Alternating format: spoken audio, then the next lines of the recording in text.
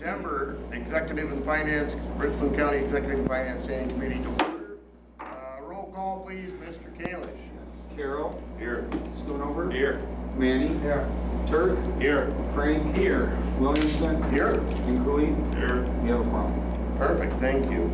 Agenda approval, one change. We would like to move item 18 up underneath item 10 and then just bump everything else down to accommodate Mr. Mike Day would be available to give us an update and stuff on everything related to the tower project. So, is that correct? Yes, that's correct. 27-point agenda looking, Mr. Manning makes a motion, seconded by Mr. Frank. Oh, 16 is, 15. well, you want, oh, we're going to scratch 15. Sorry. All right, scratch 15. That is the other change. So, with the amendment to the agenda as given, all those in favor of approving the agenda signify by saying aye. Aye. Aye. Anyone opposed? All right, thank you. You skipped three. 3. You skipped three. I did.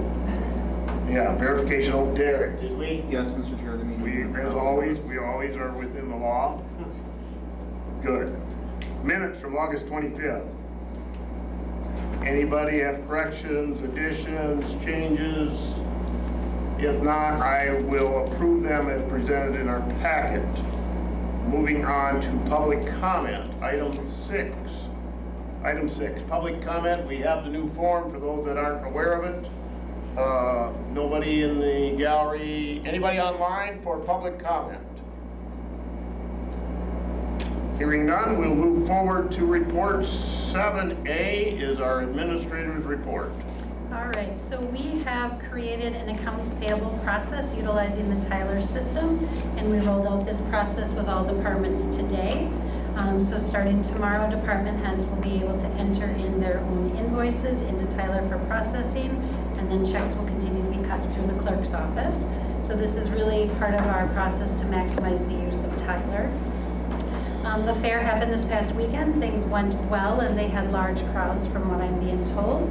I do want to take a moment to thank Josh Elder, Randy Nelson, and Brian Thielman. They put in approximately 18-hour days each of the days of the fair to ensure that things run smoothly, so that is much appreciated.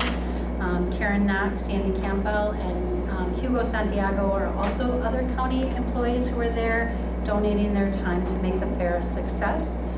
There were also other community members who stepped up and donated their time, and I want to just thank all of them who were there. Steve, I know you were there quite a bit just to make this fair successful. Myself and Julie Fleming as well. We are looking to conduct interviews for the ambulance director early next week. We will be having a community forum on September 29th. I believe there has been at least one or two of these in the past, and it will be an opportunity for the county, the city, the school district to share information on updates that they have and what kind of things they've been doing, and it will be at 6 p.m. at the Phoenix Center. And then we have rolled out the Employee Assistance Program effective September 1st. And then at the department head meeting later this month, our provider will be in attendance to share with department heads how the program can best support their staff. So those are my updates right now. That program is available to the county board supervisors too, correct? Yes. So I will have at the full county board meeting, I will have that information available for you to take home so that you are able to utilize the program.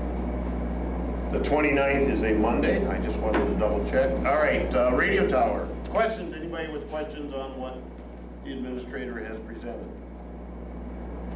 Okay, let's move on into the radio tower project update. So I did have an update in the packet. I think the only update that's different from what is in there was the antenna work at the towers did start this week. It was supposed to start the first week of September. They didn't make it there, so they did make it there this week and have started to climb the towers to get the equipment up there. But that's the latest update that we have. I just have one question just to kind of get up to speed. What was Yuba using before the new towers were constructed? I don't know if Yuba had a site before. So you had a fire site that they owned and had, and then that didn't work, and then the county did put up a site, and then the cables were broken. It was a site they were responsible for was then put on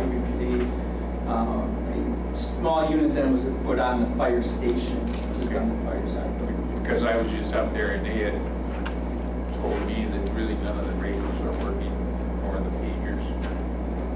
So, and they were kind of complaining about the new tower, but at the time, they didn't realize the tower was even turned on yet, so. Right. And it's not, so Yeah. we're still hoping for December 15th is our hopeful turn on crossover date. Anybody else with questions on the radio tower update? If not, let's move on to item 8, discussion and possible action on the 2026 preliminary budget. So there was additional information that was requested at the last meeting. There are 3 different handouts that were added to the packet, and I will have Derek spend a couple minutes explaining those, and then we'll take time to answer any questions that you guys might have. Okay, so in your packet, item number 8 is the same PowerPoint that we presented last time. So none of those figures changed. As I noted at the last executive and finance meeting, some more documents with updated totals from various organizations, like various state pieces will start to come in. So there may be some modifications that we look at next month just because we were estimating numbers, and then the state releases final numbers, like the levy limit worksheet will be available here shortly, and some other shared revenue numbers and stuff like that will start to trickle in as we get closer to November. So this summary has not changed any. What I did add were attachments 8A, B, and C. So these have been the documents that we've really used to compile the budget. Attachment A, the draft, the levy by department, breaks down the 2025 levy and the 2026 levy by department, and then shows you the difference between the 2 years. So this is composed of the page you see before you here, the summary page, which, like, I'm just gonna pick on the county clerk because I happen to know his budget pretty well. You can see the county clerk line there. My levy in 2025 was 181,651. My levy in 2026 is 176,538. So I have an overall reduction in my share of the levy by $5,000. I won't go into the details of why that is, but this document gives you that breakdown for all of these departments. So as you scroll through the additional pages, you can see all the budget lines. So these lines are all the budget worksheets that we send out to departments to fill out. And this information was entered into here, and then we used to use this to enter the budget into the AS400. Obviously, Tyler does it a little different, or we're able to upload things in there, but this gives you a line-by-line revenue and expense of each of these different departments. So I also want to remind you that these documents were kind of accounting-based documents as well. We use them to just review the budget when we're having our budget meetings with department heads, to quickly analyze where they were at last year versus this year, and then to help us reconcile the levy to make sure that we're balancing the budget to what we get from the levy. So this is for each department, the revenues, the expenditures, and the levy summarized in the sheets that I'm scrolling through here. So this information is the same information that appears in the PowerPoint that I had. It also appears in the other 2 documents I'm going to show you. So to make sure that we have the data entered correctly, a couple different ways. We would enter the same number in 3 different documents, and as we were going through, as long as we were getting the same number for each time, we were confident that items were matching and that there was no data entry errors or anything like that. So this document gives you the breakdown by department, okay? So I'm not going to go through each of these line by line by line, but that's what that first attachment does for you. And then if you go back to the first page, which I know people are watching online, so I don't want to scroll too fast, but again, these documents are in the packet. So when you go to that first page there, you can see the levy we had last year was the 10,341,005. The proposed levy at this point is 10,851,250. So it gives you the difference of about $510,000. So that's what this sheet does. This gives you that by department, okay? So that's that document. I'm going to go to the other ones, and then we'll come back if you have questions. So then attachment B, 8B, is this tax levy distribution, and this is by fund. So we break it down by department, and then we break it down by fund. And this document truly really is an accounting document. And I say that because if you look at the bottom, there's debits and credits in the accounts that we use to debit and credit things too. So this is really an accounting document. I know that my predecessor and past county boards have really used this as a budget document as well, so I'm giving it to you all because this is just what many of you are used to seeing, and it is what we have been using this year to make sure that items are entered into Tyler correctly as well. So really gives you the same information as that other sheet, it just breaks it out by fund. So when we go to distribute the accounting portion of that fund, we know what to debit, we know what to credit, and we know what fund to do that to. So again, same information, just presented in a different manner. It has all of the revenue lines and the expenditure lines that you had before. Again, just grouped by where they live at in a fund instead of department. And this is helpful because this kind of lets us see a different picture of where funds are going by department. Also helps us reconcile if there's any variations, just like the other sheet does, between totals from one year to the next, for us to look at if there is a large variance, and if there is, then we can, you know, dig a little deeper. So that's what this document does. So if you look, like you see Fund 10, you see Fund 120, also known or previously known as Fund 12. That changed with Tyler. Again, just breaks this down by what fund gets a levy.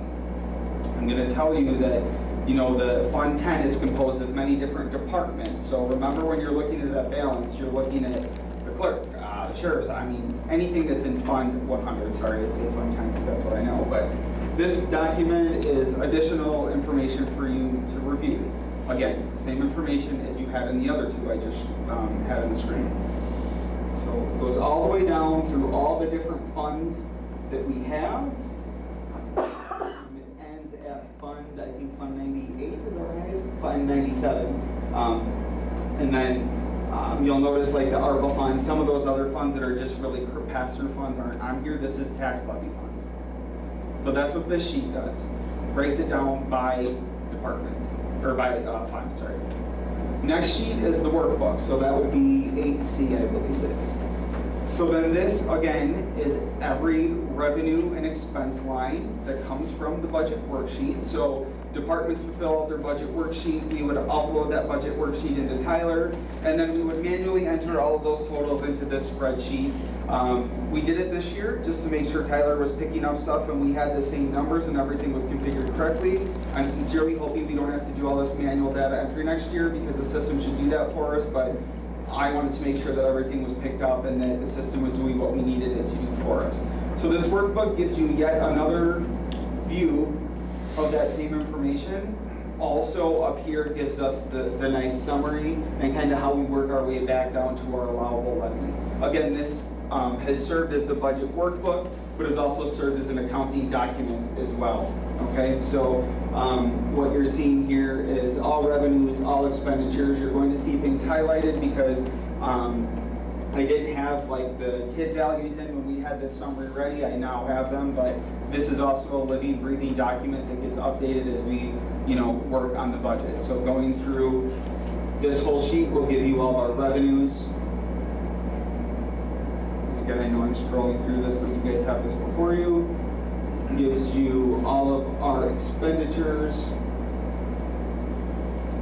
And this is broken out by category, so like public safety, general government, another way to break this up and look at these categories. This is also the information we share with the folks at Wisconsin Public Finance Professionals when we're filling out information for borrowing.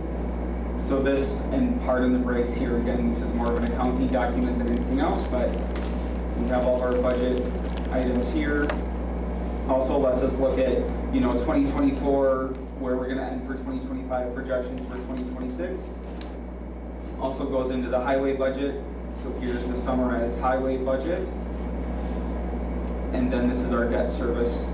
This says, for information only, this is just where we're tracking the debt service items. So this was formerly known as the workbook, still called the budget workbook. Likely going to look very different next year because Tyler really should streamline these processes for us, and we should have a little more of a beefed up budget workbook, like many counties have budget workbooks that are hundreds of pages. The other thing that I have for you all, and if you look behind you, this is the paper sheets for the budget workbook. So all of this is condensed into what you have there. So I did bring this workbook if anyone would like to page through the mountain of pages that we have here. So those are the documents that we have typically used to assemble the budget. I don't have any additional ones we use. I think this hopefully gives you the breakdown for all those individualized items, and then gives you the summary by fund and by department. So with that, again, I'm not going to read every line to you because we'll be here till tomorrow, but nonetheless, that I believe was the extra information, or hopefully what you guys were looking to see when we met last time. I know there was some additional information requested, so I have nothing else to add to these documents, unless Administrator Clements has anything else to add to these, but I do not at this point. I'm happy to entertain questions. Mr. Carroll. Just want to say, I think I was one that was looking for something like this, and this is what I was looking for. Very helpful, especially me to see some good stuff there. Thank you. Well, One question, Derek. Line 17 on revenues, intergovernmental revenues. Is that state share revenue, Bear Creek Solar, is that yearly or was that grand? I couldn't remember what that's yearly. It's included in those total state aids, so that is factored. So we're getting into that. just over 2 million. Yeah, it's factored into that. So Yep. that includes. So I'm looking at the workbook or the presentation we had last time. So yes, Steve, that would be lumped into that state aid, basically 4,200 line. Okay. For those that didn't know, we do have a solar farm in Richland County that is giving us $2 million a year. Well, that includes our state share revenue. Yes. Yeah. The solar farm part's a lot smaller, isn't it? Yes. Yeah. The shared revenue is a big part. That is shared and Bear Creek. Okay. Yeah, because they all come together as part of that shared One revenue check, part, yeah. one in, okay. Perfect. Anybody else with questions for Derek? Mr. Frank? So looking at the county sales tax for 2026, did the state give you a formula to, No, it's what's your projection? magical algorithm. So we really just try to look at the past years and extrapolate out. I would say we budget pretty conservative with that because I don't want to anticipate this huge number and then not get it. So we're always a little conservative. There's always a bit of a cushion that I try to build into there, knowing that, I'm not leaving a huge cushion, but enough that I'm not going to lose sleep over if we don't collect it. So I feel confident with this number. I know Ashley, the county treasurer, has also looked at this as well. So we do our best with what we have for historical data. Yeah, I just asked because if the state was giving you a formula, that doesn't always mean that's going to meet what our needs That's are. correct. So I wanted to. Thank you. Further questions in regards to the budget? Last time we did go over, just to review the highlights you have out there, the 2026 preliminary budget highlights. This does include, us really honoring that wage scale and sticking to that wage scale, so moving everyone up one step on the wage scale. Again, that's, we committed to that and we went through all that work to do the wage study last year. There's no COLA increase here. It would just be that one step forward on the scale. We added the radio tower tech and the operations funding for that. Sorry, this is going here. And then a little bit of restructuring in some departments. And then obviously focus on maintaining and enhancing cybersecurity. So those were some of the things that we didn't have last year that we knew we had to work into this 2026 budget. Yeah, 2026 budget, sorry.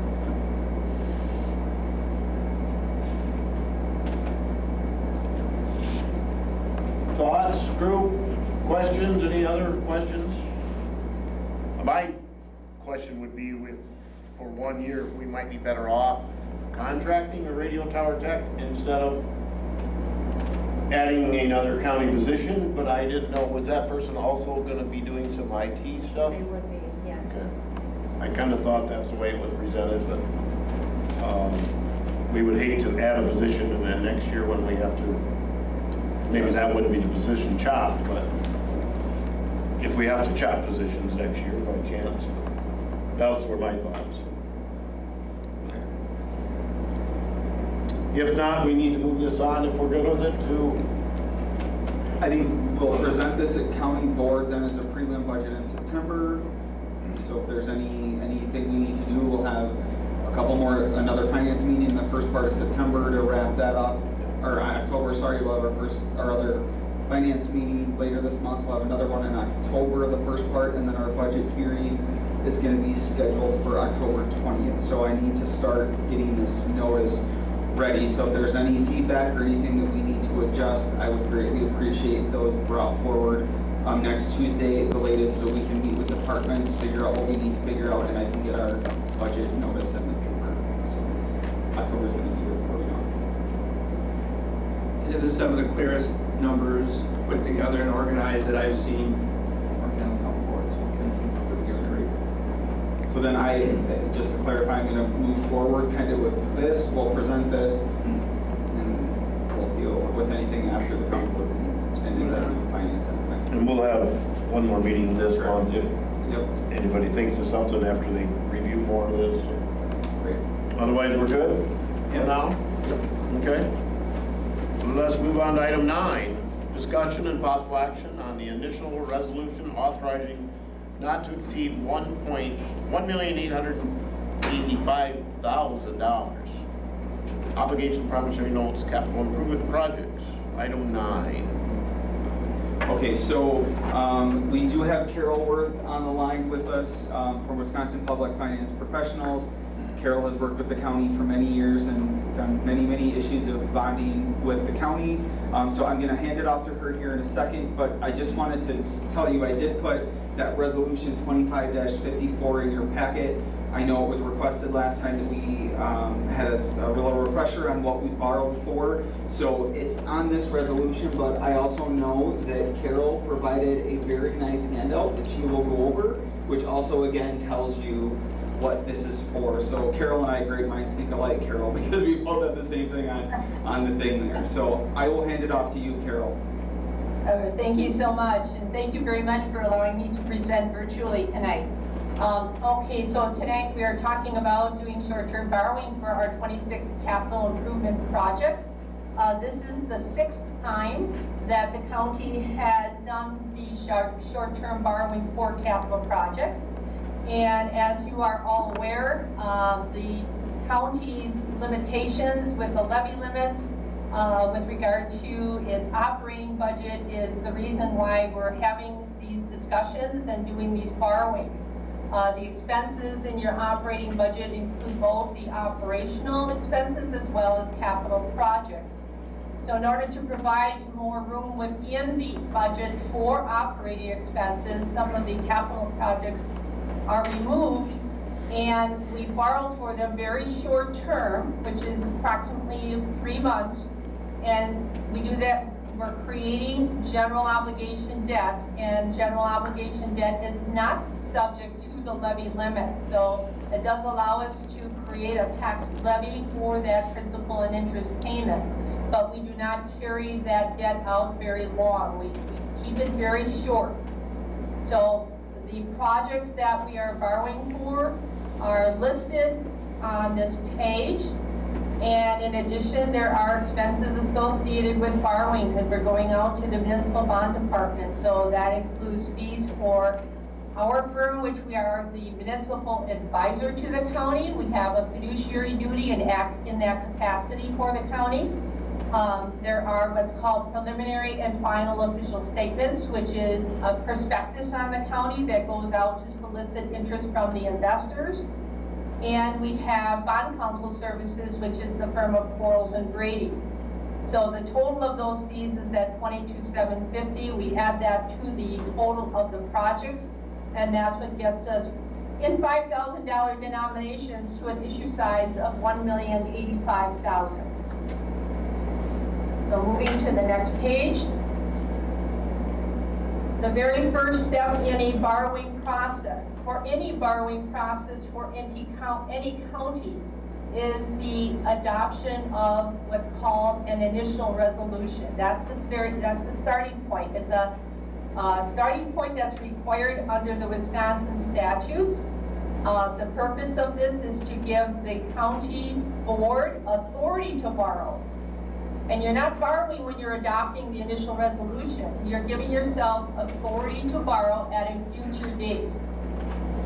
So the initial resolution does not commit the county board to do a borrowing. It just provides the authority to do a borrowing. So If for some reason a county board adopted an initial resolution and never did a borrowing in the future, it just expires. So just an important point to remember. So it does contain a few limitations. There is a not to exceed dollar amount, and in this case it's the $1,085,000. And there's language that describes what the borrowed funds can be used for. Now, the language in this resolution says it's for paying the cost of 2026 capital improvement projects. Borrowed funds cannot be used for operating expenses. An initial resolution does require a 3/4 vote of county board members elect. So you need 16 yes votes in order to pass an initial resolution. Okay. After that step has been accomplished, the next step is to begin to prepare to enter the municipal bond market. The notes themselves are called general obligation promissory notes. They are issued as tax exempt and bank qualified obligations. So that means that the investor who purchases these notes does not pay taxes federally on the interest on the notes. Bank qualified means that any bank can purchase the notes or any portion of the notes, and on their interest, they receive certain tax advantages.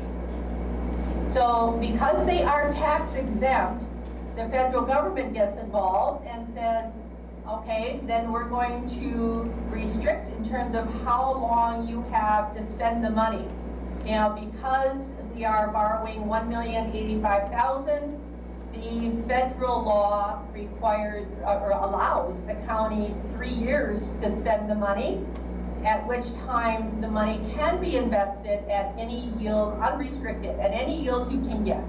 Okay, so now based on the type of projects that you're looking at, it appears you will be spending the money a lot sooner than that, but nonetheless, this is what the federal law requires you to do. The notes themselves are very short term. They are outstanding for about 3 months. They are going to be paid off on March 1 of 2026, which is the earliest that your bond counsel, Quarles and Brady, feels comfortable with having them paid off. And the reason is because there are taxes levied and taxes collected beginning in, well, there are some collected in December, but January and February are also dates that your citizens have to pay off their taxes or make their tax payments. So that's the reason for the March 1, 2026 payoff date. So during the month of September, we prepared to enter the bond market with the official statement, which I described as the prospectus on the county. And then there is an official notice of sale. And that is sent out to the marketplace that tells anyone who wants to submit a bid how to submit that bid. And there are also legal documents prepared by Quarles and Brady during that month.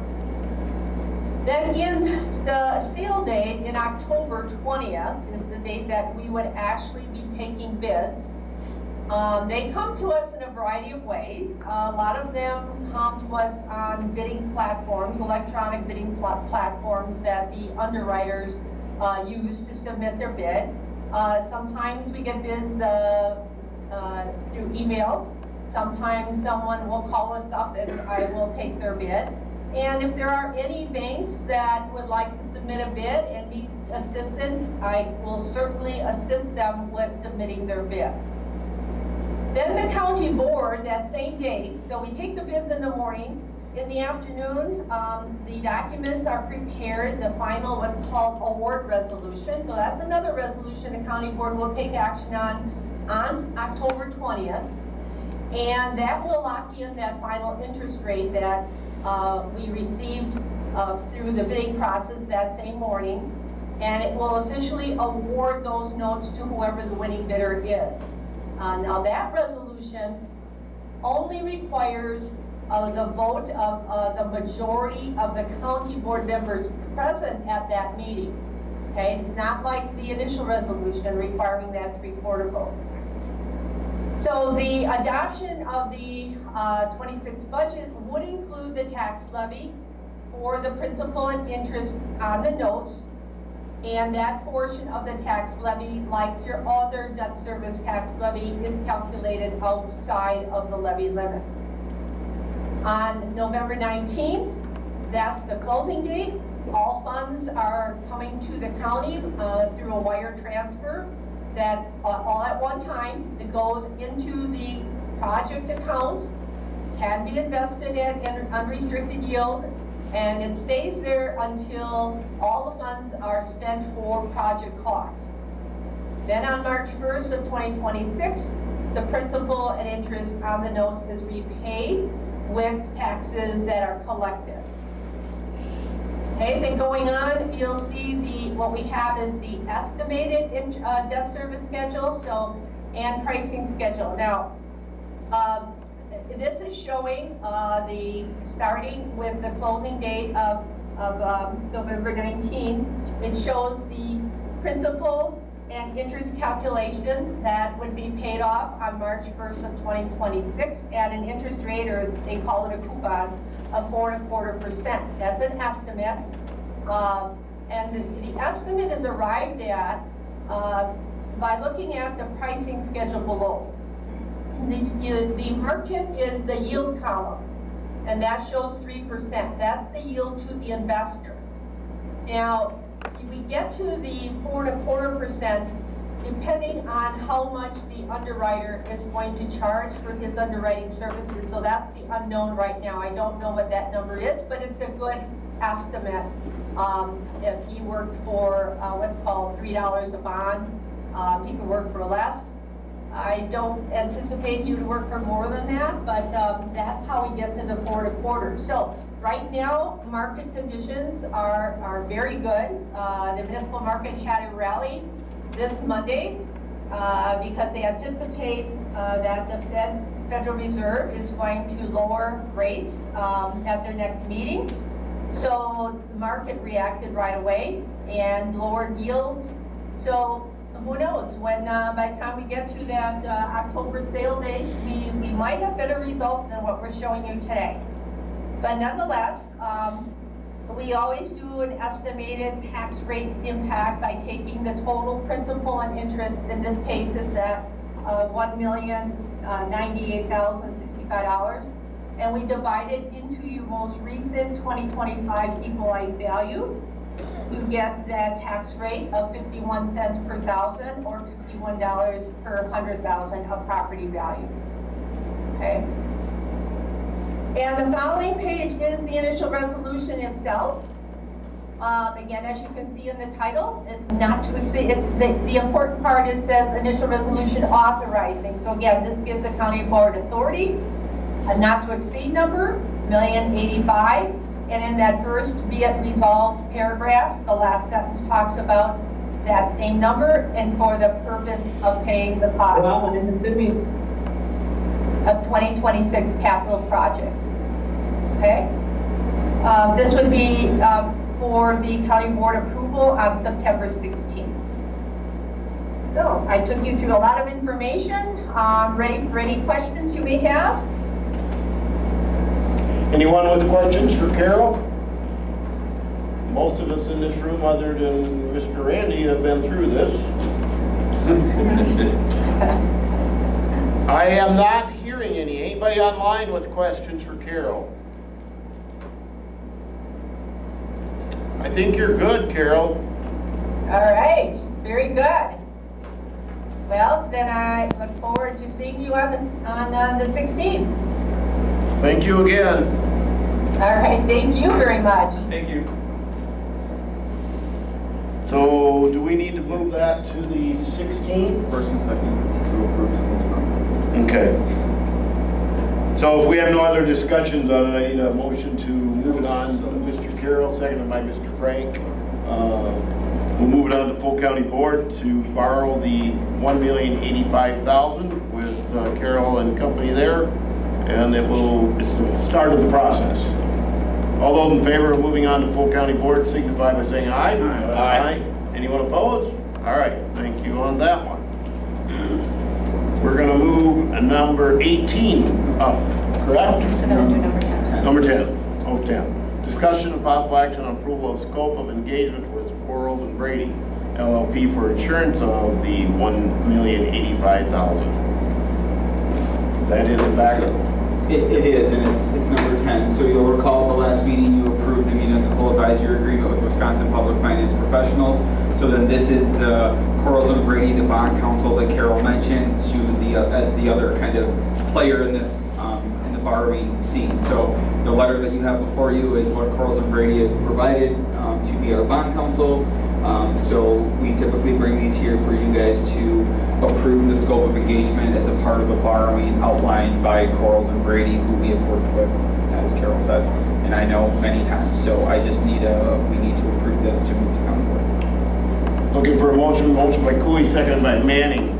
All those in favor of taking Quarles and Brady LLP for insurance on the obligationary promissory notes signify by saying aye. Aye. Anyone opposed? Okay. Now we move to item 18. Discussion and possible action approval of change order for the radio tower project. 18 becomes 11. In the package, you will see that the change order is in there for the tower site construction of the Yuba site, and I did request Mike Day to be on the meeting today and kind of explain the history of how we got to this point. Can you hear us, Mike? Can't hear you. Hello? There you go. Now we can hear you. Okay, sorry. Yeah, a little history for those who don't know, may know and forgot. Originally, when the county went out for bid on the civil work, we had a site across the street, actually, from the current location. And that site, as the county moved forward, fell through with the landowner. The tentative agreement of the contract, the landowner started asking for a lot of changes to that, and I think it kind of gave the county team an uneasy feeling about some of those changes. So we ultimately couldn't come to an agreement with that landowner and started looking around for some other locations and settled on this one with the landowner on the other side of the road, and was able to kind of keep the design in place and all the results. And so we moved forward from there, but then this spot, unfortunately, across the street was more of a field, and this spot had a location where it drops off on from the road pretty quickly. So the big item that was needed at this location is a retaining wall. As you can see there, it's quite an extensive retaining wall, not just some small concrete blocks. It's more of some precast stones that they have to move around with skid loaders and set on a foundation. And so that is the big item, but also some other items come along with that, being that they've kind of got to install the wall and build up the location a little bit, so the footing for the shelter and some other items add to it as well, and ultimately get us to this change order to finish off this final site. So that being the $251,701, which we're still within the budget, but ultimately takes away most of our all of our civil contingency money and some of our radio contingency money. But yeah, that's the summary. I don't know if anybody's got any questions about this one. Mr. Carroll does. Yes, on the retaining wall, how was the price for that determined?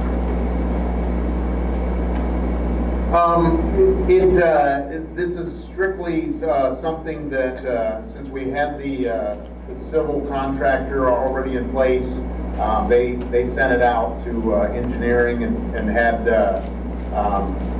the folks who sell the wall itself provide a design. We have used these in other projects, both True North and Edge Consulting, your civil engineering firm. And so we did take a look at the proposal and compared it to some previous understandings and find it to be in order with what we've seen on other projects. So you don't have pre-agreed unit pricing for materials and labor? Say that again? Your contract with them did not have pre-agreed unit pricing that could be used for confirming the total price on something like a retaining wall?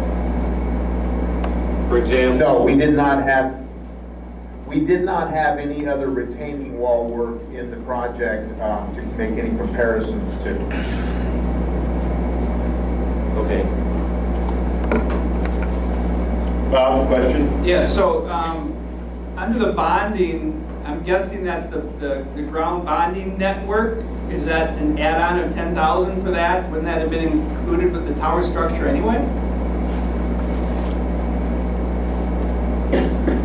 I do believe that is the correct understanding of the bonding, but yeah, it's because of the additional, I guess, needs based on the ground, that is an add-on to the original estimate.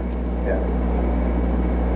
I guess at that point, I'd be really curious why the bonding for the tower wasn't sufficient, because the buildings are in the same place, the tower is in the same place.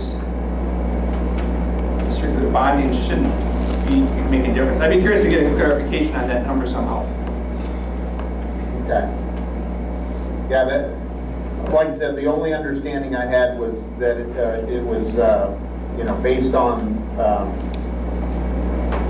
larger needs, I guess, with the fill and such, and at the site. Yeah, can we get a clarification on that, on what that add-on was? Because that just seems quite high to add. And Mike, it says added shelter. Well, didn't we have a shelter planned in the original design across the street? Yes, the shelter piece, it's based on the foundation itself. So the previous shelters basically, sat on the ground in a footing or a board footing, where this one is required a board wall foundation to it. So the foundation had to erect the forms and pour an actual foundation wall and then cap that wall off. So that was the additional piece for the shelter. Okay. Further questions, committee, for Mr. Day?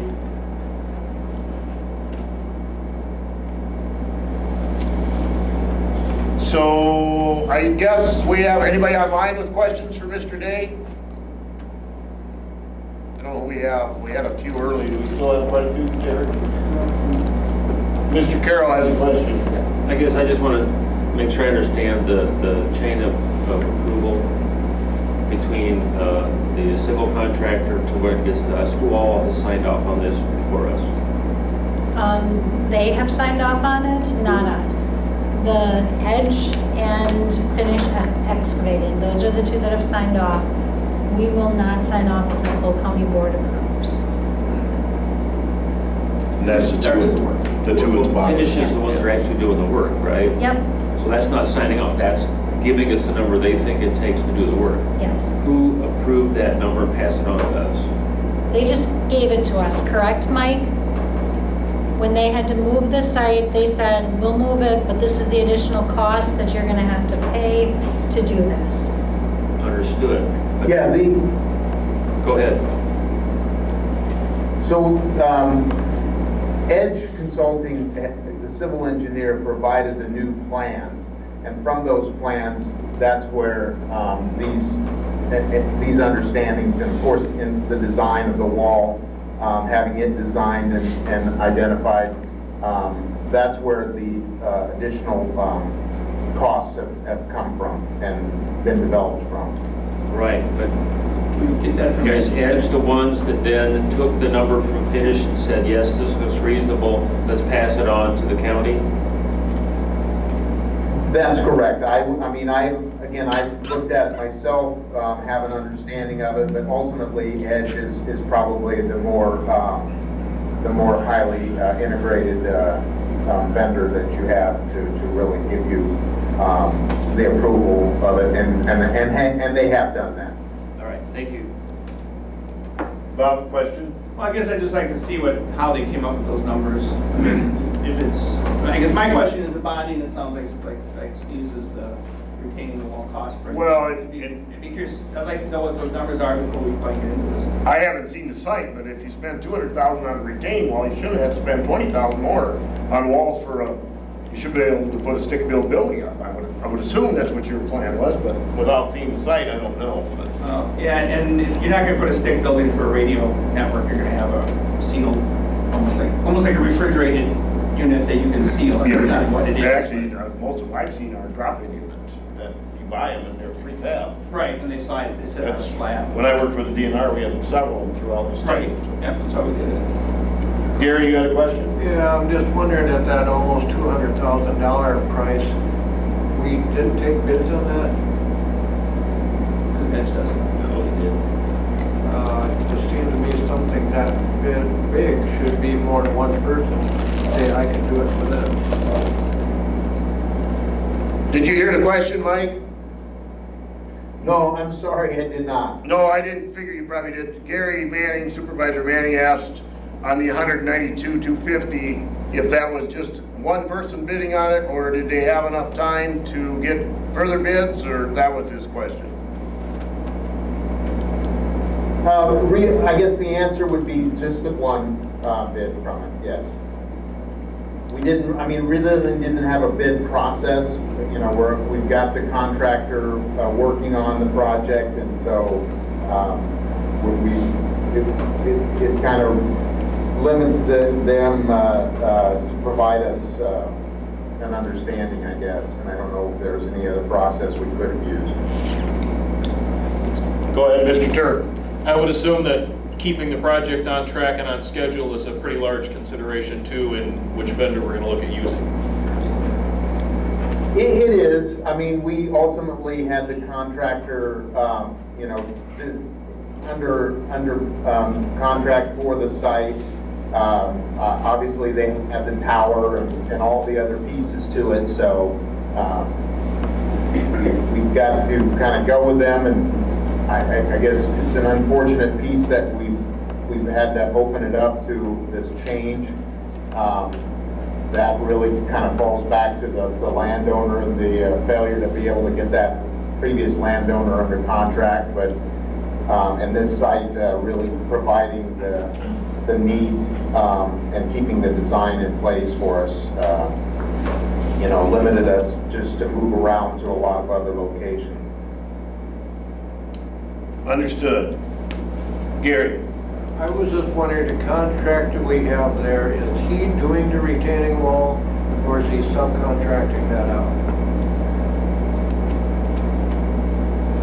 No, they are building the wall, the contractor that we had, and they just acquired the actual wall pieces from a vendor. Any further questions, gentlemen? We definitely have a time is of the essence here. Time is critical, and we need the tower site. I understand that. I'm just Yeah. the jump, but I'm thankful we have the contingency to be there to meet. Definitely. So our next action would be approval of the change order, move it on to full county board, correct? Correct. So, Can we see the numbers? Is there any breakdown numbers we could get prior to that? for county board. Let's move it on, and then we can have that final discussion at county board and get those numbers. Is that fair? But I move this on to county board. Motion by Frank, looking for a second to move it on to full county board with the idea we're gonna get some more numbers prior to the full county board meeting. Seconded by Chairman Turk. Any further discussion? All those in favor of moving it on to full county board with the idea that we are going to get more information in regards to some of the numbers, signify by saying aye. Aye. Aye. Anybody opposed? All right, thank you. Let's move back up to item 11, discussion and possible action resolution making changes in how ambulance service is provided by the county. Item 11. So, one of the things that we need to put in place, so with ambulance service, we provide services to different municipalities.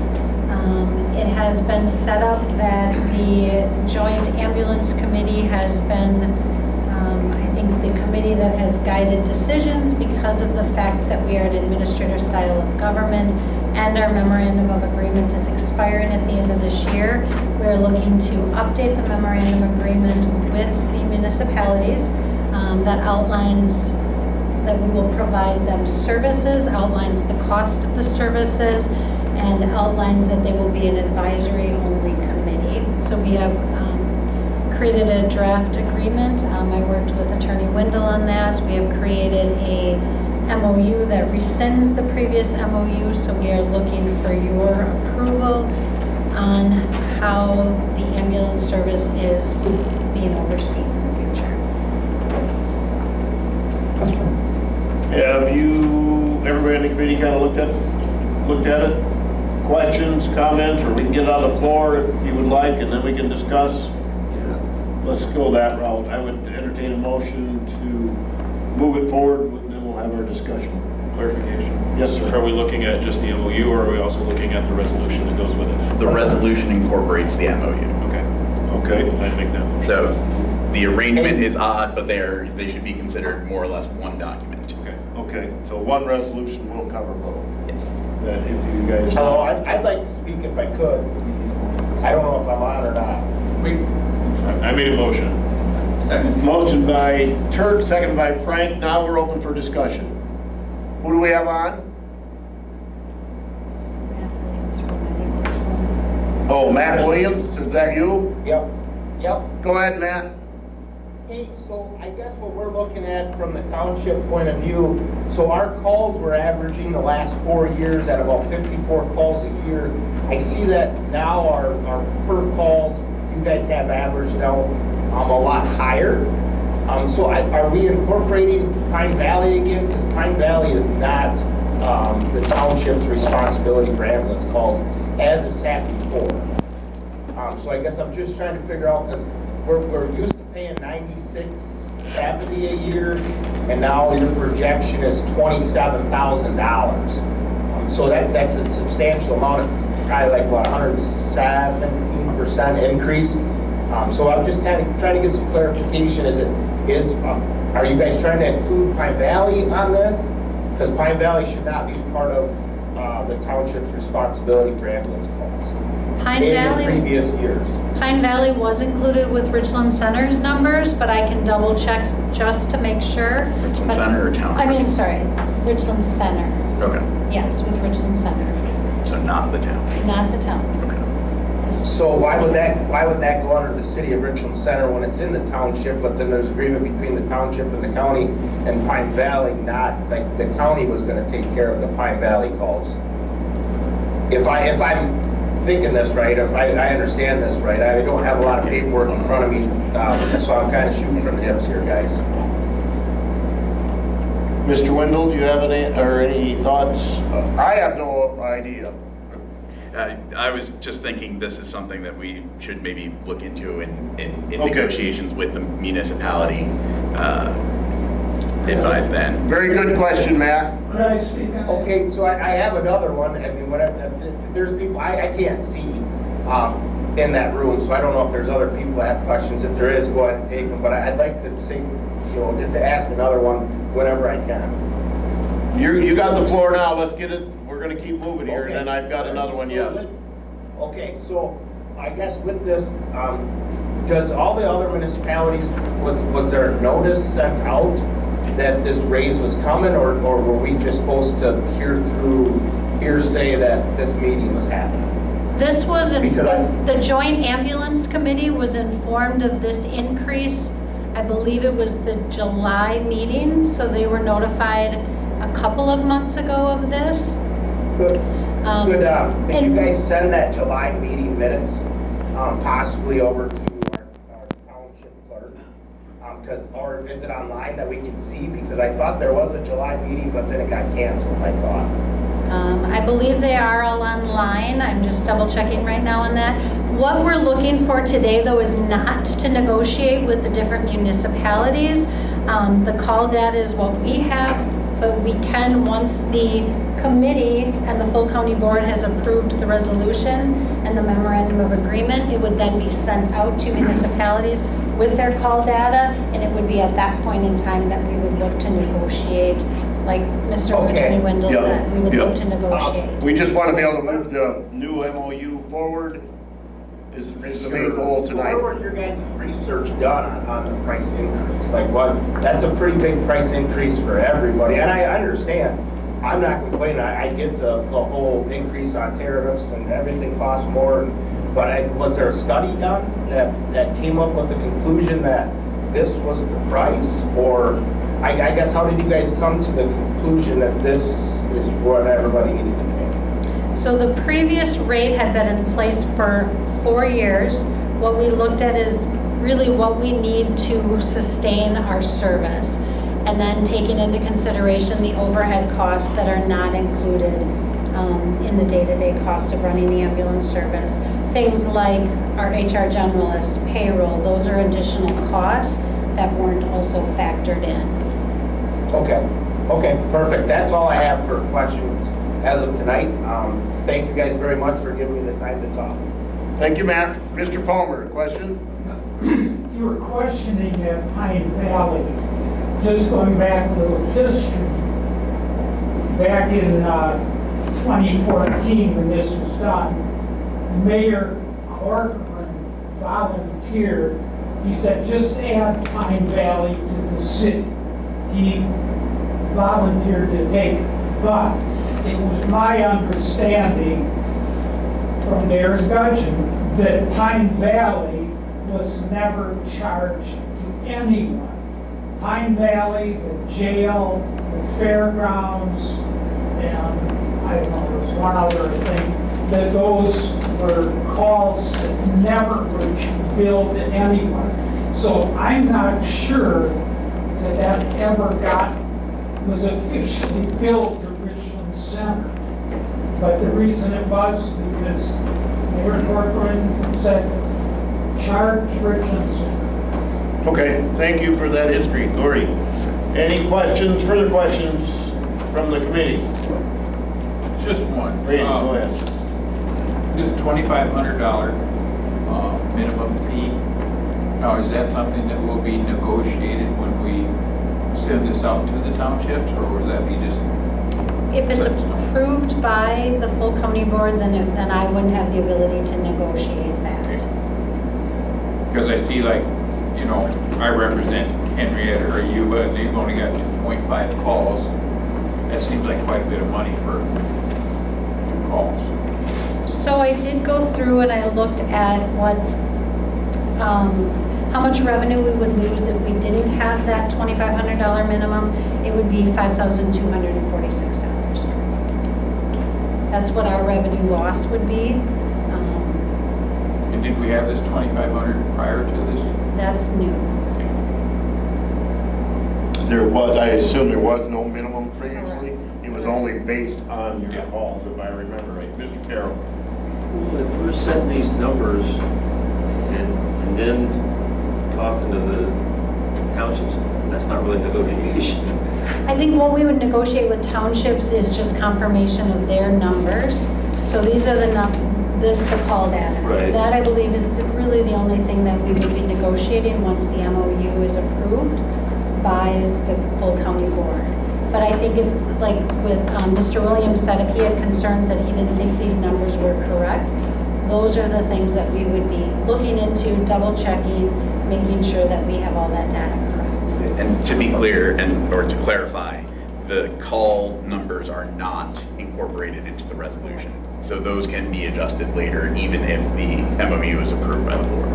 So before we set that Hey, final. Michael, so what you're saying, Michael? Yep. So what you're saying, Matt Williams here, so what you're saying is, what you guys are approving tonight is saying that it's this base price of, instead of $125, it's $225. Is that correct? Or That's correct. And then we will calculate, discuss, however, negotiate what the call volume has been for the last 4 years that sets what that amount ends up being.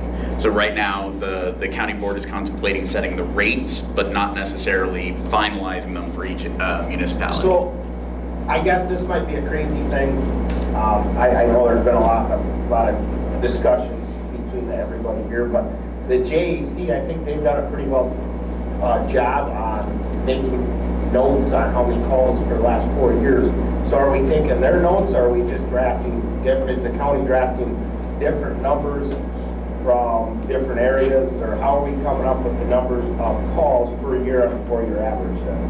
So the data that the JAC had came from the ambulance service. So what they did was they went in and looked at the calls that were billed through the through the billing company. That's how those numbers were determined. They weren't numbers that the JAC came up with. They were numbers that were provided to the JAC by the ambulance service. Actual documented calls. Correct. Oh, so you guys have the 54 average for the 4-year average, or the 54 calls for the 4-year average, because that's what we got reported for the JAC for the last 4 years, and now we're being charged 100 and some calls. So I don't know if the last agreement had the 54, but this new agreement goes off of your call numbers for 21, 22, 23, and 24. Richland went from 57, the last contract was 57. Okay, thanks, Gordo. I'm not sure, I'm just shooting from the hip here, guys. Yep. Like I said, I'm not opposed, I get it, you have to have an ambulance service, 100%, right? But, you know, it's one of these things that, you know, so you want to negotiate after it's already approved, so what's the negotiation? The number of calls, and then who's gonna prove that different than you guys, right? You're gonna have the hard numbers, so what are we negotiating? Really? We should be thinking about where did the data come from, right? And how are you guys collecting that? And how are you guys splitting this accordingly? I heard a Henrietta guy say that, you know, it's pretty expensive for 2.5, 3 calls. And he's right, but you know, I'm looking at us, and like I said, we're paying for Richland Township $9,600 somewhere, and now it's going up to $27,000. And I think everybody's probably very well aware where Richland Township is, and we've probably got the crappiest roads in the county, right? And we're working on that. But I mean, every township, every county, every municipality is struggling to come up with extra money. You figure out the city of Richland Center at 109 usually year after year, the last 4-year average, and now they're going to be paying $180-some thousand. That's a lot of money. That's a huge increase.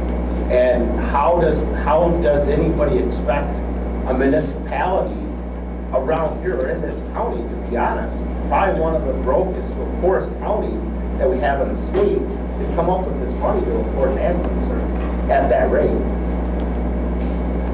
That's up to your supervisors. I mean, that's why it's gonna be going to full county board if we make approval here and state your case to them, have them bring it up. But I mean, that's my opinion. It's that, or, you know, you have the option of opting out and trying to get your own ambulance service. Right. And is that Steve? Steve, is that you that did that? Yeah. So, you know, and honestly, I really thought about that after I heard about this. So I really feel like the county is actually trying to price everybody out because the county doesn't want to deal with the ambulance service.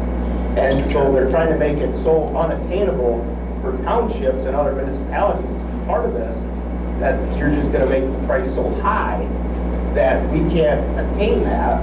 So Matt, hold on 1 minute. You guys aren't the bad guy, right? Mr. Turk's got a question and answer here. Not a question, but a comment. As we're looking at minimum charges for services and as we're looking at rates, as your administrator mentioned, the rate per call hadn't gone up in 4 years.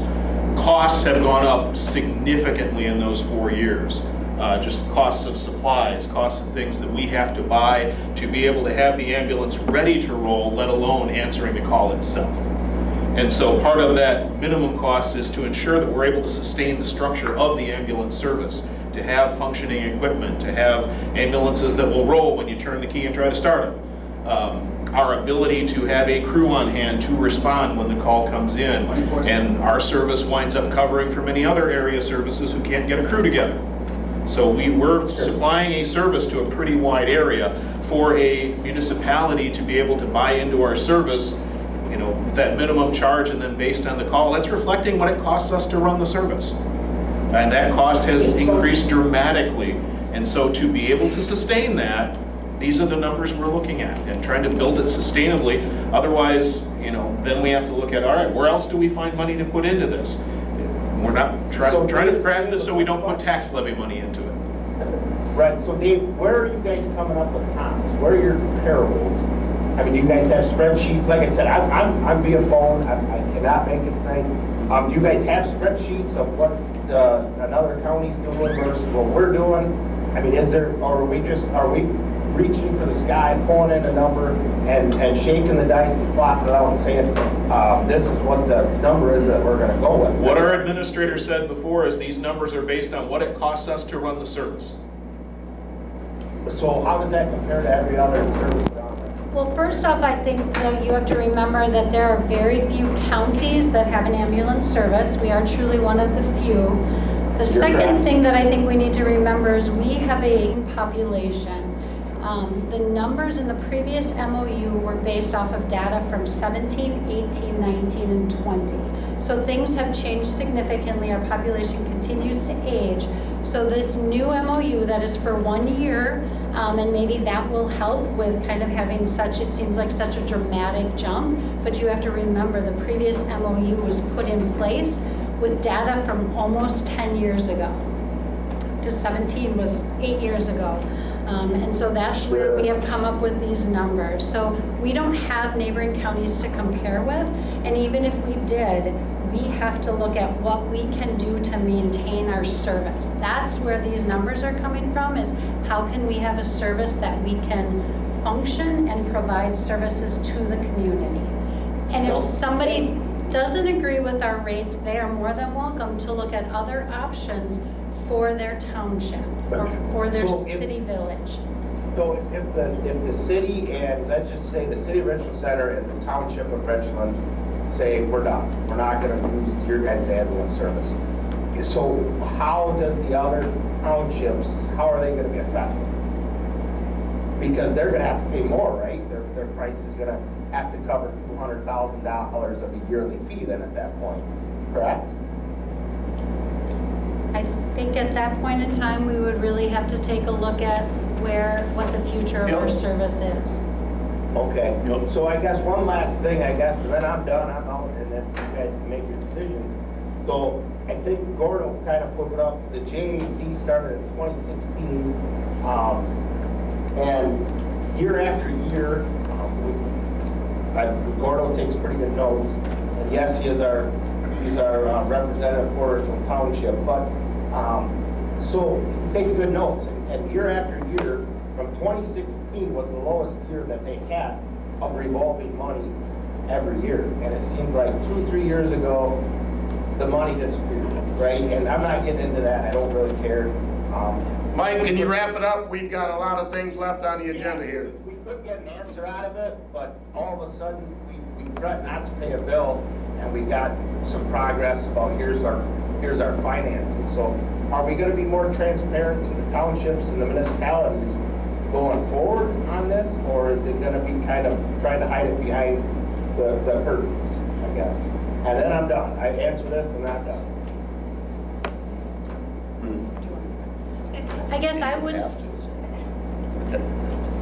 I think we're gonna leave it at that, Matt. We're gonna move on. Thank you for your input. Hey, I appreciate you guys giving me time. Thank you. You bet. Just one more very quick question. Go ahead, Gordy. The present MOU and the one that you're proposing, MOU, it does say that the memorandum may only be amended by a written document signed by both parties.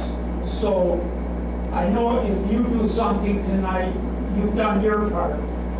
But the other party must be all the municipalities. Do they still have to sign something? I mean, to amend that, it's in both of those MOUs. So what Yeah, they will- would every municipality would need to pass a resolution approving the the memorandum agreement. That's section 6. So your one thing said that if this is approved, it becomes effective immediately. So it's not immediately tonight if your committee approves some changes. Correct. So this is the adoption. Municipalities agree with it. So this is the adoption of the memorandum agreement that the county will be using going forward. It does not invalidate the existing memorandum agreements, the existing MOUs. So those will run their duration, so they'll run to the end of the year. And then on January 1st, this will be the memorandum agreement that the county uses, and maybe municipalities have elected beforehand to approve this, or maybe they wait until after January. So is any of this negotiable, the present JAC and the county? I mean, or it just, you've made all the changes, we accept it or we don't? I mean, that's what you're saying, nothing's negotiable, that's what you're saying, correct? Yes. Pretty much. I mean, it's what go ahead, Mr. Turk. I would say, we're defining the structure of how the service is going to work. The MOU is for the provision of the actual service itself. Is that correct? Yes, that's correct. Okay. Nothing's negotiable, that's right.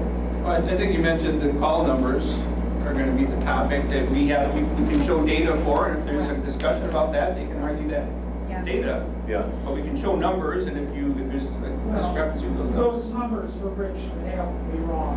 There's no way we go from an average of 57 to 124. It can't be right. Something got thrown in the shoe. All right. Any further discussion? If Mr. not- Chair, Yes. Floyd Bartow, Mr. Chair. Go ahead, Floyd. Thank you. The only reason I'm here is just get somebody look into Vista being on this list, because we have a 4-year average of 3/4 of a call, and Vista has not contracted with the Richland County ambulance service for several years. That's all I have. Okay, so, yep. The administrator will look into that and make sure those are corrected. Thanks, Floyd. Thank you much, appreciate it. You bet. Further comments, questions from this group? If not, all those in favor of moving on what are we gonna call it here? Resolution in the MOU. Yeah, resolution and the MOU for the ambulance service starting in 2026. Moving it on to full county board for further discussions, signify by saying aye. Aye. Anyone opposed? All right, thank you. Item 12, discussion and possible action approval of Simon's intergovernmental agreement. Item 12. Mr. Hardy. Yeah. All right, so we started the process, the auditorium committee started this process last year.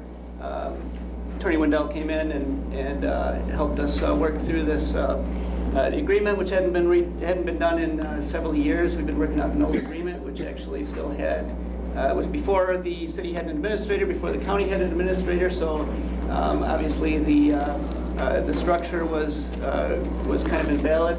It also had on as one of our members a representative from the UW, which obviously is no longer here, so we wanted to fill that position as well. So we started this again last fall, I guess. Attorney Wendell had a draft for us, and then we put it on hold when the city receive this innovation grant, which is going to help us look at our structure. The RFPs for the innovation grant were kind of delayed, so we did bring it back, and Attorney Wendell came in and kind of completed that document for us. We sent it to the city finance committee. They had a couple of requested changes, so they sent it back to us. The natatorium board accepted those changes and sent it back to them. Earlier this month, they did approve it at the city council approved it, sent it back, and so now it's up for your consideration tonight and then next week at county board. Really there's not a whole lot of changes to this, but a couple of the more significant ones, obviously the member on the board, we'd like to fill with a Simons Foundation member representative, would fill that old campus representative. And the other one is that this will have a sunset on it of next year, so it'll just be a 1-year sunset, so that we'll look at this again next year. Again, there's going to be probably a lot of changes with this innovation study and some potential organizational structural changes to Simons, but this will get us through the next budget year, and then we can talk about this again next summer, renegotiating. Well, let's get it on the floor and see if we have some discussion. Mr. Cooley makes the motion, I'll second it. Now it's on the floor, discussion, comments, questions to Mr. Hardy from our group. Mr. Carroll. Just real briefly, the changes are on the board, the makeup is different, there's a sunset, and what was the other? Well, it basically, because now that the city and the county both have administrators, the staffing is different. Before the natatorium board had the responsibility of hiring and supervising the director and the staff at Simons. Now Simons is actually a department of the county and answers to the county administrator, for example.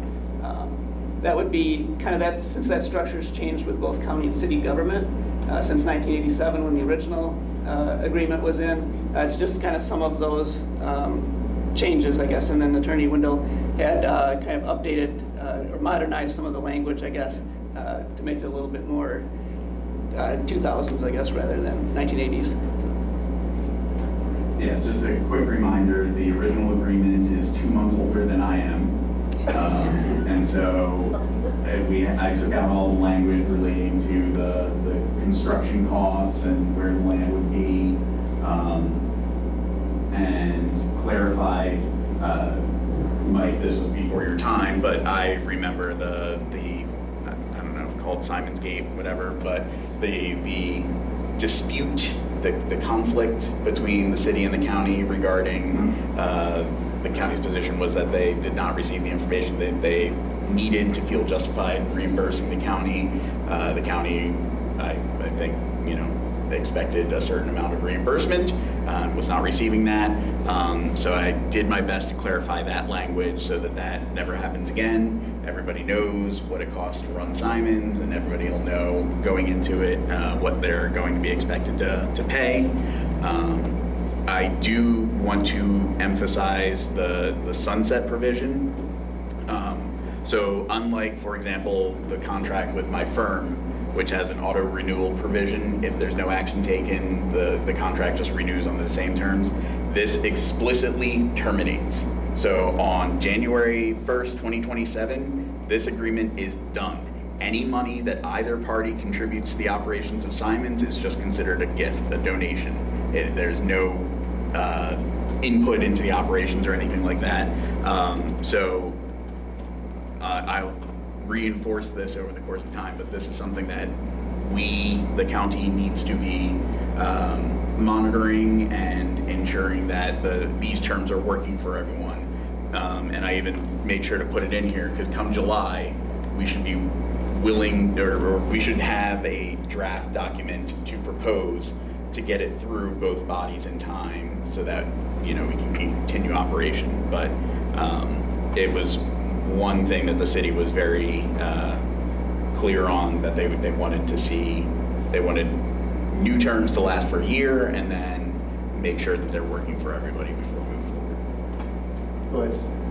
So, Attorney Wendell, you're still also representing the city currently? So this very second, I am operating purely as corporation counsel. I am still contracted to provide legal services with the city. I just wondered if this particular job proved to be a challenge for you too. So, when I was up for confirmation as city attorney, the Simons conflict was the exact situation that I used to, as an example for how I would guide some kind of conflict. And it was basically exactly this, which is, let me get ahead of it, put something in place that satisfies both parties so that we don't ever get to the point of conflict. Fortunately, neither party made any unreasonable demands. They were all on the same page that we want to keep Simons in operation. Again, though, the county wanted to make sure that it could expect its reimbursements to come in a timely manner, and the city expects to know what those reimbursements will look like. And so once some of the emotional factors were removed, it was very easy to negotiate the final document. Thank you. So my question would be, the $1,085,000 and 250,000 was gonna go towards Simons? Capital improvement, so the city will pay half of that? Right now, they are saying they will have the money to pay half next year. If that ends up being the case, we will just have to postpone that work for a year or look at other options or see if the city's willing to reimburse us in the following year. They just said they don't have the ability to pay it in '26, but would in '27. But I'm sure that's contingent upon we have a continued agreement too. And we had heard from Carol, I think we have 3 years to spend that money, so that was the question I had, because it agreed to pay county actual incurred operation and all budgeted items. But So if whatever happens on January 2nd, 2027, there is no further agreement that's terminated, what happens? Simons doesn't exist? There needs to, they would have to pull from any reserves that they have to maintain operations until such time as the city, the county, or both decided that they were going to put in place either an interim measure or otherwise fund Simon's operations. Beyond that, then I guess if January 1st, 2027 comes fast, as soon as we start realizing how the clock starts ticking, to me that seems like a rather Well, I think this has. reasonable but short time frame. That will start negotiations in July. July. So that'll give us time, I mean. You'll have a as part of vision the budget time now? process. Yeah, so and that's what we want. We want to know Okay. if the city can't afford or doesn't want to be in it any longer, at least we'd have a couple of months where we can go out to donors and we can say, okay, we've got a $50,000 hole to fill. Can we get a donor to do this, or do we have to start cutting something? You're already thinking that Oh, yeah. far in, so thank you. All right, that puts me at ease. I just think that's an early time frame. well, that's the start of everybody's budget process, again, July of next year. Right. And it's a very good clarification, Mike, thank you, because, yeah, if they get to that point, things will change, and that does not lock them in past 27. And it forces us to think more sustainably so that we're not always relying on tax subsidies. That's great. All right. So the city is to pay half, correct? Maybe you and Mark both remember when we blacktopped the parking lot there, and they was to pay half, and I know we never got our half. So it makes me a little leery, it's just a comment. Because if you can't do 3,000 or 4,000. Well, it wasn't just the city, it was Simons themselves. I know, but the city was a big part of it, and we was refused to be paid. That's in the past, so. I know, I just, still lurking. so that it was, and I incorporated that provision in there. So basically, the biggest change is any big expenditure like that has to be approved before anybody spends any money for the county to expect reimbursement. So if the county moves forward with a capital improvement plan, we're gonna spend $250,000, and you approve that at next board meeting, then the county cannot turn around and go to the city and say, all right, now cough up your half, because the city has not had any input. It did not. So if they don't, we don't have. Right. And so the natatorium board will kind of we'll work with the administrators to put together a budget, and then that budget will be proposed to both city and county, and then that's the authorized expenditures for the year for anything that's not an imminent threat to health or safety. Any deviation of that, we'd basically have to bring it back before county and city. Further comments? Otherwise, I'm ready to call the vote from our group here. If not, all those in favor of approving and moving on the Simon's intergovernmental agreement for 1 year, signify by saying aye. Aye. Anybody opposed? All right, thank you. 13, discussion of possible action approval of updates to Pine Valley Addendum. 13. Second time around. So again, did you guys have a chance to read through any of this or have questions? So the biggest changes is changing the sick time and vacation to match the county policies. We entered in a grievance policy for our staff to follow, to handle any like work-related grievances with one another. Premium pay has been changed to making sure our staff are weekend obligated to cover those weekends. The on-call requirements was updated. Light duty accommodations, that we will accommodate those light duties. Payouts in the event of terminations, layoffs, things like that. I put in there so that there's no questions of how we pay that out. No call, no show policy was added, as that was something that was missing, and we have a few of those here and there. And then the changing of the schedule time, so we're just trying to make sure everybody does in 8 hours. For some reason, they were scheduled 7.45 hours, and we need that overlap for that communication piece for our staff. And then the comp time, we are going to hold off until January, as there's some exemption statuses that we want to take a look at before we implement that. Some of our exemption statuses require that time and a half, and I know that the county is looking at kind of structuring how that exemption looks like.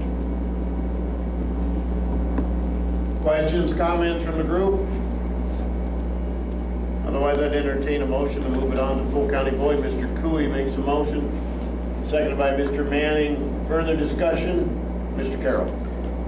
Did we ever find out if there's a way to have the county handbook accessible to board members? We added it to the packet, to the, I think the administrative drive. administrative drive. It's where? In the administrative drive, I believe, let me double check. What does that look like on our end? Yeah. We have the item. So if you go into your committee folder, there's admin documents, and it should be in the admin documents. I'll find it later.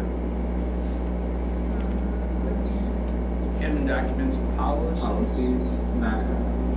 Yep, Handbook of Personnel Policies and Work Rules, 718. It's under policies? Yes. It is. Okay, I see it, I see it. Okay. Perfect, thanks. Any further questions? If not, all those in favor of approving the Pine Valley addendums and moving it on to full county board, signify by saying aye. Aye. Anyone opposed? Okay. Item 14 is Brittany again.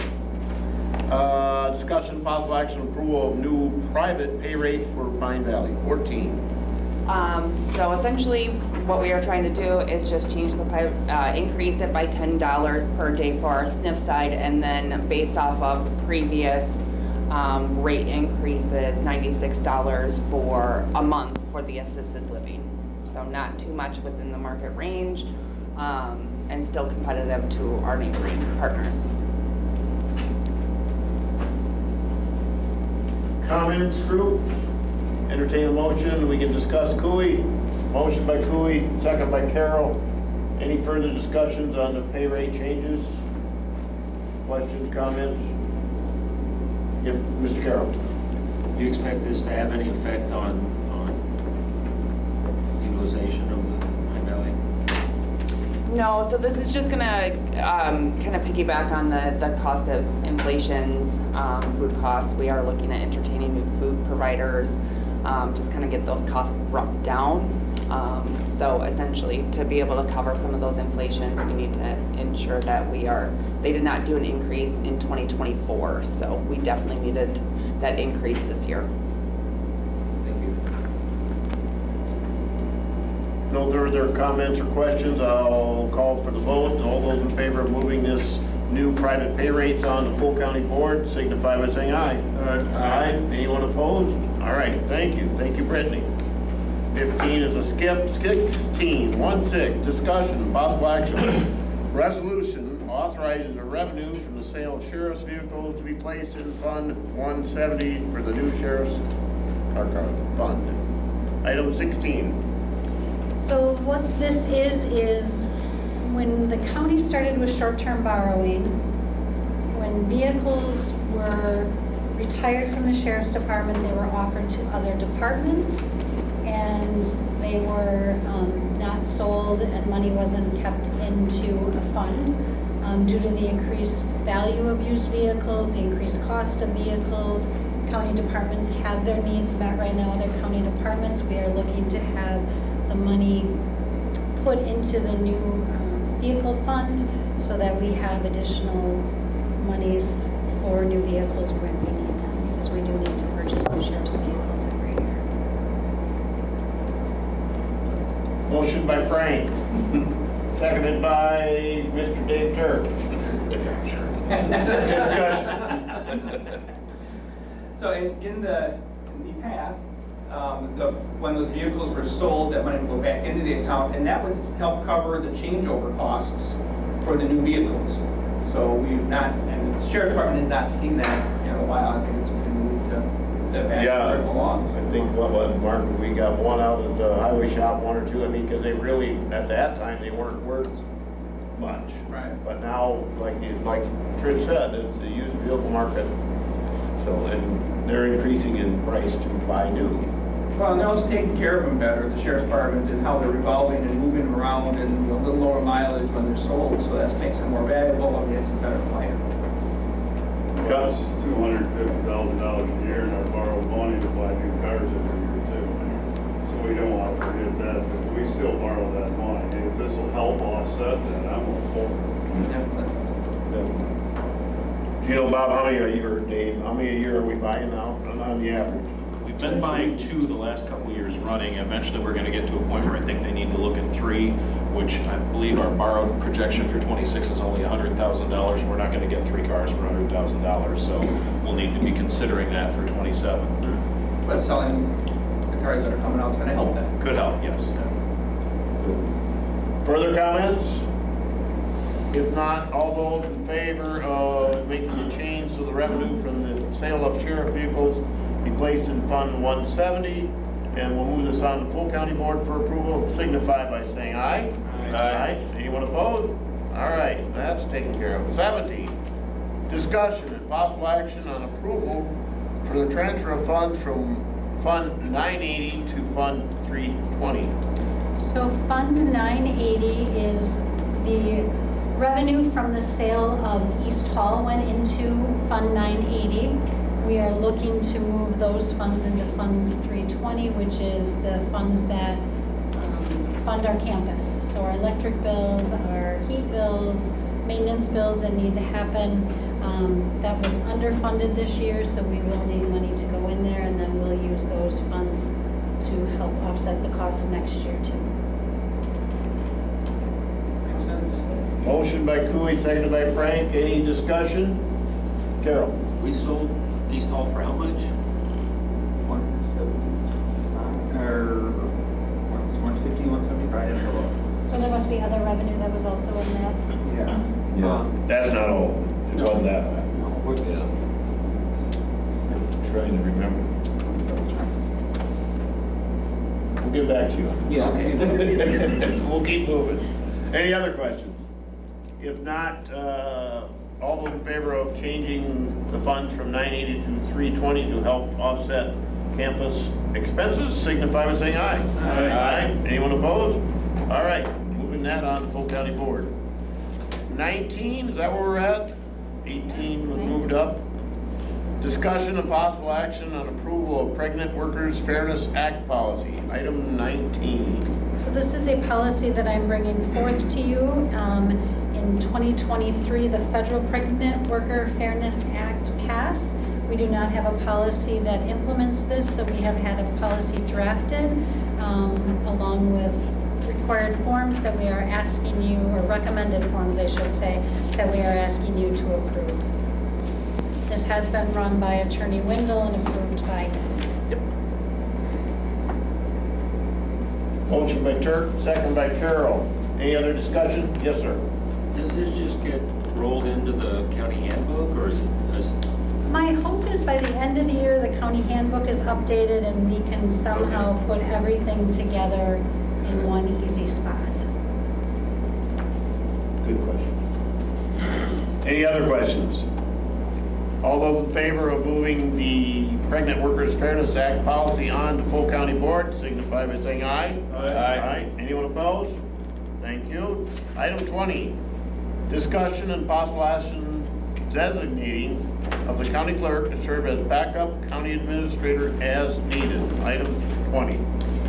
So early on in my, in this role, this committee and the full county board authorized hiring a deputy administrator from a current employee. Given the demand of that position and they're also in their current position, I was not able to find anyone who's willing to do that. In discussions with Chairperson Turk, one of the biggest needs that we need to make sure we are filling is that in my absence, there is somebody here to make decisions. So I'm asking this committee that when I am unavailable, that Clerk Kalish can be the one responsible for making decisions in my absence. It will be pre-planned unless if it is an emergency that it cannot be pre-planned. And department heads will be notified along with Chair Turk when I will be unavailable. Compensation, thoughts? I think we are not looking to compensate. I think we are really just looking to have somebody who's willing to assist when needed. Mr. Carroll, let's get it on the floor and we can discuss. Motion by Manning, second by Mr. Cooey. Now we're on the floor. Since the county clerk's an elected official, can we add work tasks to an elected official like that? Is that kosher? You can't make them do it, technically. So there'd be a degree of volunteer. So this would be something that would be a clear expectation, but no, the board cannot add to the clerk's statutory duties. An absolute logical person to do that, but I didn't know the niceties of it. We ran into the same problem at Southwest Tech when the president was gone. And they had I think it was a gas leak. Somebody hit a gas line near the school. There was nobody there in charge to close school for the day. So that has been addressed, and the same thing could be a possibility here. Just having somebody that can make that decision. Any other questions? Comments from Mr. Kalish? If you would like me to comment, I can do so. So, right, like this gets complicated because of the whole elected official thing and Derek trying to serve as the deputy county administrator / county clerk. I toyed with the idea of how we could make this work many times, but in full disclosure, I don't want to work 60 hours a week every single week. I did that when I was serving as county clerk, interim county administrator, and unofficial finance director as well. That's not sustainable, but as I discussed with Administrator Clements, I am totally willing and able to step in while she is away and provide oversight and all of those things. I don't need any pay for that, that's fine. We work so close together with stuff anyway that we're not doing this already, but we just work close enough together anyway that I would just be helping anyway. So I'm fine. I know we wanted something just official, unofficial on the books, that I'm willing to do that. Of course, I will coordinate with all the parties I need to, but I'm willing to assume that role when you all need me to, because it really makes it less complicated for me as a county clerk to separate those duties. It just makes it easier for me to serve in this capacity. So I don't need any sort of compensation for this. I'm willing to do this when it's needed. It's not like it's going to be for extended periods of time. If it is, we can revisit that later, but I'm okay with this. If you'd like to officially designate me to do that, I'm okay with doing that. Mr. Frank. So if, you can't force them to do it, I get that, and does this even require a county board resolution, or is this something that can be agreed upon? I'm not sure how that works. So there is, it works better with the resolution because the county administrator has so many statutory authorities. I mean, it's so far afield as to be a fantasy, but in theory, if it were absolutely necessary that we appoint a department head in the 4 hours Trish has an appointment or something like that, then You can fall back to that resolution saying that. and we can say there's someone clearly designated to assume that statutory authority during this time. I'm sure you have other powers, I just can't think. Are we Something like that. Are we putting a sunset clause on this one? We don't really need one, so. I mean, I know you're gonna continue to visit, trying to find that person, but. I don't think we will look to find a deputy county Okay. administrator, and we did not build it into the budget for Okay. next year. Truly, with the addition of the finance director, that has been a help. The other part that we're really looking to do in the budget and have built into the budget is HR director instead of an HR generalist. So that will also help with some of those duties. So I feel like with that restructure, we will be in a good place next year, and we will not need the deputy administrator. All right, here. Did you have a question, Dave? Nope, what I was gonna say. Anybody else? All right. If you're good with moving this on to the full county board to satisfy our legal counsel, we'll signify by saying aye. Aye. Anybody opposed? All right, thank you. All right, we're gonna entertain a motion to go into closed session pursuant to Wisconsin Chapter 19.85E, deliberation or negotiation, purchasing of public property, investing of public funds, conducting specific public business. Whenever competitive or bargaining reasons require a closed session, potential future use of the campus building is our discussion. We'll take a short recess and let those. Motion by Mr. Carroll, seconded by Mr. Schoonover. All those in favor of going into closed session signify by saying aye. Aye. And nobody's opposed, so Clerk Kalish will document that as a unanimous decision to go into closed session. Take a short recess as our people leave that are leaving. We are recording and everything. We are recording. Rod, you're good? All right, everyone, we're back into open session. Derek has some information, a question that was asked. Yeah, for Fund 98, that balance, so East Hall was purchased for $150,000. The school started making payments, $3,000 a month starting in June. They made their final payment. June of 2023 they started. They made the final payment of $111,000 in June of 2024.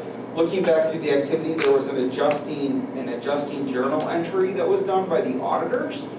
So I need to look at what that was. It was to accounts receivable. I think they were trying to book some stuff back. So there's $150,000 in there, which that money was earmarked specifically for campus use. We, sold East Hall and then let it sit there until the fate of the campus at that point was determined. So that resolution and that cover sheet you have, when I ran the fund balance report from Tyler, it gave me that number, but then when I looked at the transactions, there was an adjusting journal entry that I'll have to follow up with the auditors on tomorrow, because they're certainly not 279. And my apologies for pulling that number from the fund report, but that's what I had. So until I looked a little closer, I wouldn't have seen that. So I will clear that up, but the resolution will go with, there's an invoice that we're going to pay out of there, which is why I changed the number from what I originally had. So you'll have an updated invoice with the total that's going to be like $148,000 or something like that. We're going to pay an invoice, I think, for $1,400. So that's, I will follow up with the auditors on that. But that's Thank you for the update and clarification.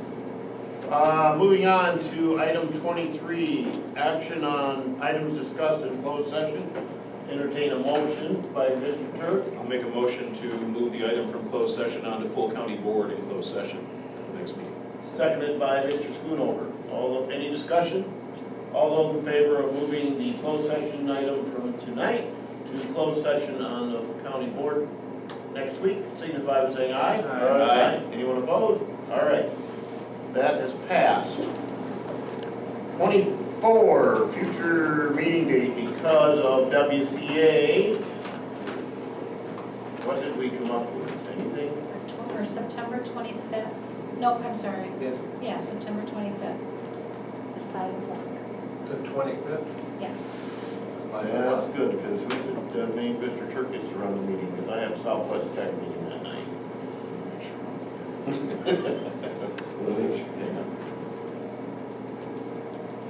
And it's my mother's 91st. So we won't be meeting the 22nd? Correct. That's a WC conference, I just have it down. You're available, or are you looking? Thursday? Thursday, the 25th. We talked about the 24th. We have campus reconfiguration that night. No, we can be. What time? 5 o'clock. We're going on 25th, right? Yeah. No, Dave's gonna be here. Yeah, I can be. Okay. Next meeting will be the 25th at 5 p.m. September 25th. Any correspondence, Mr. Turk? No, sure. Gaylor? None for reports. Sorry. I know. We've only been here for 2 hours and 14 minutes. Future agenda items. I had some, but I don't even know if I wrote it down. Got one, Mr. Chair. Yes, sir. We're coming up on our 6-month anniversary of our hire of our new administrator, so at our next meeting, we should talk as an executive committee about process for conducting a 6-month review of the administrator. Fair. Keep on that. I had thought of something. I'll let you know if I come up with something. I won't be here. Then you better make sure we know, so we can That's talk right. about it. All right, if not, Mr. Manning has a job. Motion to adjourn. Motion to adjourn, seconded by Mr. Carroll. All those in favor of adjourning until September 25th at 5 p.m., signify by saying aye. Aye. Aye. Anybody opposed? Thank you, everyone. Now that motion like 2 hours.